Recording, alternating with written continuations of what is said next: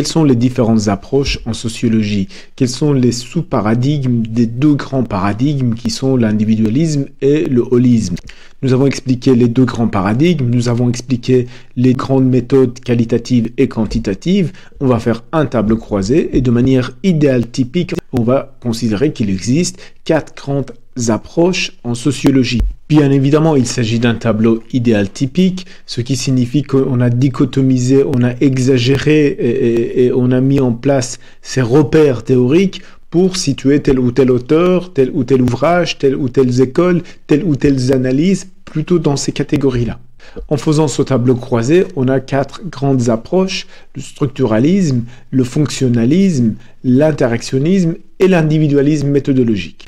On va donner 3 exemples, voire 4 exemples de thématiques différentes qui sont problématisées dans chacune de ces approches. C'est-à-dire, on va avoir avec structuralisme, comment est-ce qu'on problématise, comment est-ce qu'on analyse la question de l'orientation scolaire ou professionnelle. Comment est-ce qu'on problématise la question de l'obésité. Comment est-ce qu'on problématise la question de la santé. De même, on va voir avec l'approche interactionniste, comment est-ce que la question de l'obésité est problématisée, la question de grossophobie est problématisée, et ainsi de suite. Ainsi, on a suffisamment d'exemples pour voir quelles sont ces manières de penser dans chacune de ces approches. Alors, il ne faut pas appréhender ce qu'on est en train de faire de manière sectaire. L'individualisme méthodologique, l'interactionnisme, ce ne sont pas des sectes, non, il ne s'agit pas, si vous voulez, des ismes idéologiques. Pas du tout, pas du tout. Nous sommes en train de travailler notre capacité d'analyse. C'est-à-dire de manière exagérée, de manière caricaturée, on essaye de voir comment est-ce que les différentes orientations théoriques, analytiques dans les sciences sociales pensent les questions de société. Donc, il faut particulièrement prendre au sérieux cet exercice puisque cela développera votre capacité d'analyse. Cela vous permettra de savoir problématiser, analyser le même phénomène à partir de différents angles, à partir de différentes perspectives. Alors, on va commencer avec le structuralisme. Le structuralisme est une approche hautement déterministe qui fait davantage appel aux méthodes quantitatives. Bien évidemment, il existe des auteurs qui mobilisent des méthodes qualitatives et qui sont en effet des auteurs structuralistes, notamment Claude Lévi-Strauss. Mais dans notre tableau idéal typique, bien évidemment, nous simplifions les choses. Par rapport à la question de l'orientation scolaire, le structuralisme va chercher un certain nombre de chiffres qui mettent en avant un certain nombre de corrélations. Des corrélations entre quoi?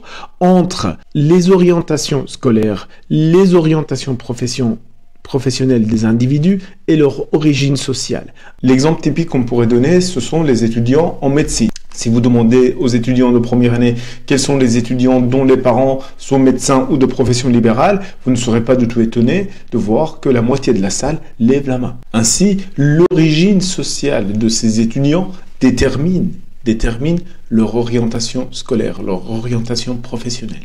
Alors, mesdames, messieurs, une petite précision. Quand on dit que l'origine sociale détermine l'orientation professionnelle, l'orientation scolaire, il ne s'agit pas d'une détermination à 100%, pas du tout. Nous sommes dans les sciences sociales et dans les sciences sociales, même si on réfléchit dans un paradigme déterministe, ce déterminisme est un déterminisme probabiliste, c'est-à-dire c'est toujours une question de probabilité. D'accord? C'est toujours une question de probabilité à 80%, de chance à 70%, que sais-je encore. Il n'est jamais question de 100%, contrairement aux sciences exactes, où on est véritablement dans les sciences déterministes. Alors, je ferme la parenthèse, je reviendrai là-dessus en cas de besoin plus tard. Très bien, la question de l'orientation scolaire, l'orientation professionnelle a été problématisée, analysée de cette manière qu'on vient de voir dans le structuralisme. Alors, dans le fonctionnalisme, qui est également une approche déterministe, on problématise la même question de manière un peu différente. On considère en effet que ce choix est déterminé par une cause externe, et cette cause externe a sa propre logique. Et sa logique, il faudrait la comprendre dans un ensemble fonctionnel. Ainsi, on interprète, on analyse les faits sociaux à travers le prisme des fonctions, de la division fonctionnelle du travail, par exemple. On considère ainsi que la fonction de l'orientation scolaire, la fonction de l'orientation professionnelle est de satisfaire tous les besoins de la société. Il nous faut un médecin, il nous faut un infirmier, il nous faut un assistant social, il nous faut un ergothérapeute, il nous faut un ouvrier mécanicien, que sais-je encore. Et que les individus, sans même s'en rendre compte, choisissent un certain nombre de métiers. Et ce choix, en réalité, répond à la division fonctionnelle du travail dans la société qui cherche l'équilibre de cette grande machine. Alors, petite précision, le fonctionnalisme est une approche qui historiquement a été théorisée dans un premier temps par les anthropologues dont les méthodes d'observation sont qualitative. Néanmoins, il existe des sociologues fonctionnalistes qui exploitent des méthodes quantitatives. On a également des considérations fonctionnalistes auprès d'Émile Durkheim. Bref, on n'oublie pas que notre tableau a un caractère idéal typique et que le réel est toujours plus complexe. Alors l'individualisme dans sa variante qualitative débouche sur ce qu'on appelle l'interactionnisme. L'interactionnisme est une approche certainement individualiste qui considère que la société, le social se construit par un certain nombre d'individus, par un certain nombre d'acteurs qui se rassemblent, se rencontrent et traversent un certain nombre d'étapes et dans un long processus, effectivement, interagissent entre eux pour construire le réel. Ainsi, le réel est une construction sociale en ce sens. Bien évidemment, ce terme construction sociale a des différents sens. Je donnerai une leçon complètement à part là-dessus.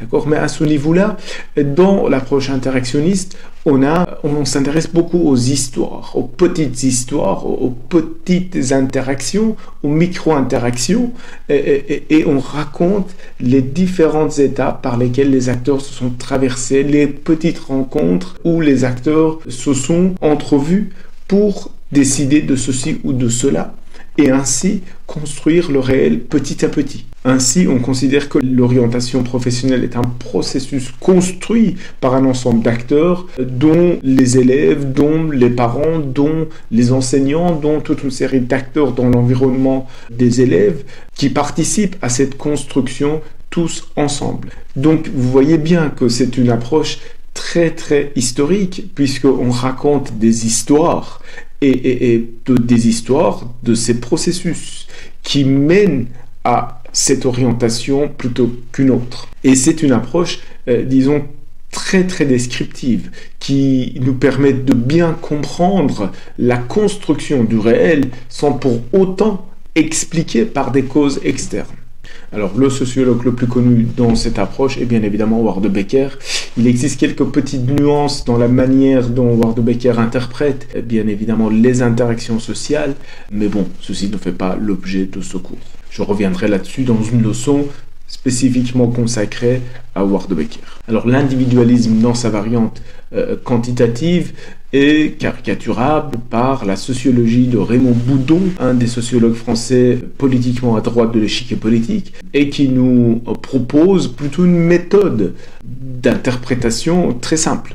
Comprenez bien que dans les approches individualistes, le degré d'abstraction est très faible. D'un côté, dans l'interactionnisme, on ne raconte que des petites histoires. De l'autre côté, dans l'individualisme méthodologique, on se contente principalement d'additionner les rationalités individuelles, les logiques individuelles des individus. C'est même le principe fondamental de l'individualisme, ce qui est même dans un sens large conceptualisé en termes de l'individualisme méthodologique. Alors dans un sens plus spécifique qui est celui de Raymond Boudon, qu'est-ce que c'est que l'individualisme méthodologique? Comment est-ce que l'individualisme méthodologique interprète les phénomènes sociaux de manière, je dirais, quelquefois très étonnante en ce sens que oui, en fait, on n'explique rien. On va dire tout simplement que si les uns ont choisi de devenir médecins et les autres ont choisi de devenir ouvriers, c'est que c'était dans leur intérêt. C'est qu'ils ont calculé et ils ont considéré que c'est plus intéressant pour les uns de devenir médecins et c'est plus intéressant de devenir pour les autres de devenir ouvriers et que les enfants des ouvriers, dans un contexte économique où il va falloir investir pour ses études de médecin pendant 4 ans, ne trouvent pas intéressant de faire des études de médecine compte tenu d'un certain nombre de savoirs acquis tout au long de leur parcours, que sais-je encore. En tout cas, ils font un calcul eux-mêmes et c'est dans leur rationalité qu'il va falloir trouver l'explication intentionnelle. C'est-à-dire, c'est ainsi qu'il va falloir comprendre le social. Et l'explication de l'individualisme méthodologique ne consiste qu'à faire la somme de ces rationalités individuelles et de considérer que oui, ces individus ont choisi la médecine parce que c'est plus intéressant pour eux et les autres ont choisi de devenir ouvriers parce que c'est plus intéressant pour eux. On va faire ce même exercice avec d'autres thématiques, notamment celle de la santé, celle de l'obésité ou que sais-je encore, celle de l'employabilité des personnes handicapées.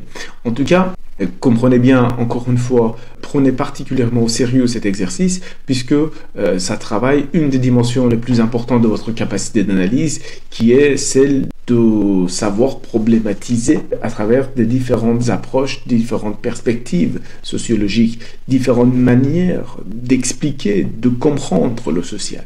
Petite précision, mesdames et messieurs, pour développer votre capacité d'analyse à travers ces exercices, ne considérez pas ces ismes de manière sectaire.